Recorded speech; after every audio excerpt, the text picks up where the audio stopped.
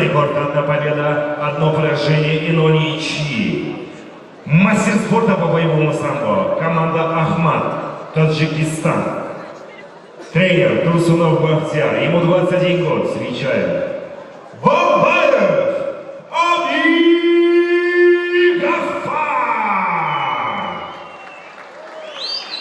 73 сантиметра. Чемпион Азии по ММА. Победитель WF Global 11. Победитель WF Pro Fight 14. Профессиональный рекорд.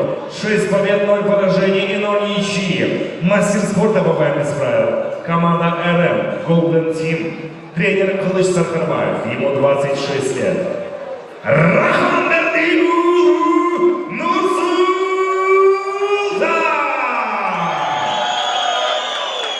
Бойцы в середину. Боец. В случае моей команды четко приковать стопоставления. За одну два позвоночник не работают. Шорты не работают. Все пожали. Руки разрешены.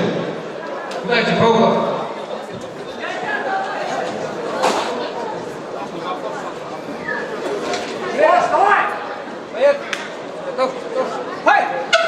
Первый раунд.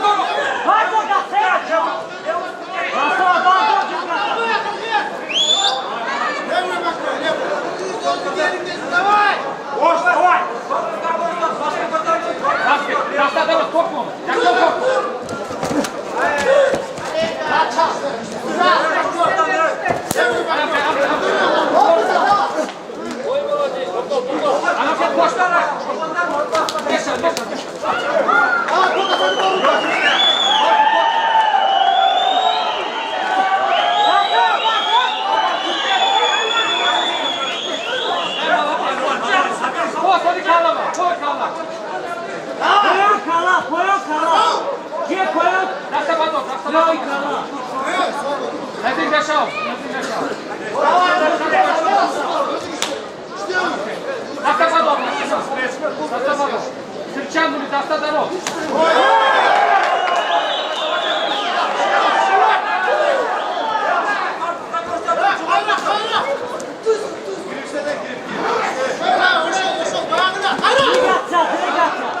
Deixa a minha capa, por favor.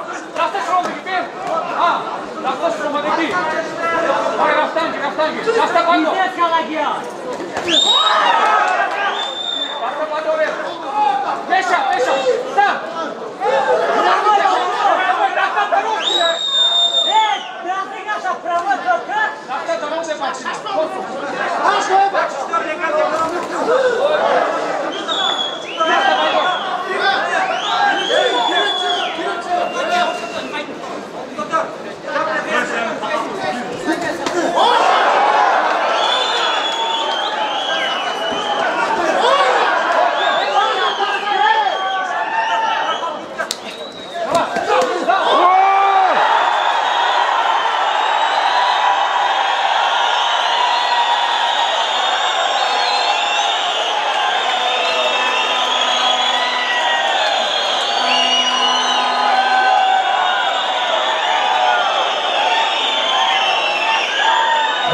Приглашается президент Федерации ДВП Луганской области. Верховный Крусков.